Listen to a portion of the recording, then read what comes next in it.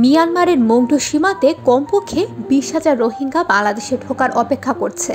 গত সপ্তাহে রোহিঙ্গাদের উপর ভয়াবহ ড্রোন হামলার জেরে এমন পরিস্থিতি তৈরি হয়েছে। বাংলাদেশ মিয়ানমার সীমান্তে নিরাপত্তা ও টহল বাড়িয়েছে বিজিবি। মোতায়েন করা হয়েছে অতিরিক্ত ফোর্স।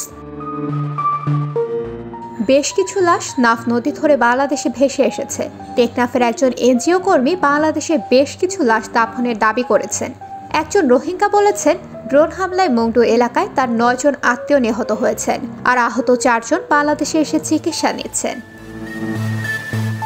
বিভিন্ন সংবাদ মাধ্যম এখন পর্যন্ত অর্ধশত লাশ বাংলাদেশে ভেসে আসার খবর দিয়েছে। তবে টেকনাফ এলাকার এক এনজিও কর্মী বলেছেন, তার তত্ত্বাবধানে 170 জন রোহিঙ্গার লাশ দাফন করা হয়েছে। এর মধ্যে সবচেয়ে বেশি দাফন করা হয়েছে শাহপুরীর দ্বীপে বড় মাদ্রাসা মসজিদের কবরস্থানে। লাশ দাফন করা হয়েছে সেখানে 55টি। জানা গেছে কিছু রোহিঙ্গা বিচ্ছিন্নভাবে আসছেন, তবে আসার অপেক্ষায় রয়েছেন কয়েক হাজার রোহিঙ্গা। তারা মংডুতে মিয়ানমারের সামরিক বাহিনী ও আরাকান আর্মি উভয়ের তোপের মুখে আছে। বিভিন্ন তথ্যের ভিত্তিতে রোহিঙ্গা মিয়ানমার বাহিনীতে যোগ দিয়েছে। ফলে এখন মংডু এলাকার রোহিঙ্গারা আরাকান আর্মির টার্গেটে পরিণত হয়েছে। আর এ কারণে আরাকান আর্মি গত সপ্তাহে ওই ড্রোন হামলা করেছে বলে ধারণা করা হচ্ছে।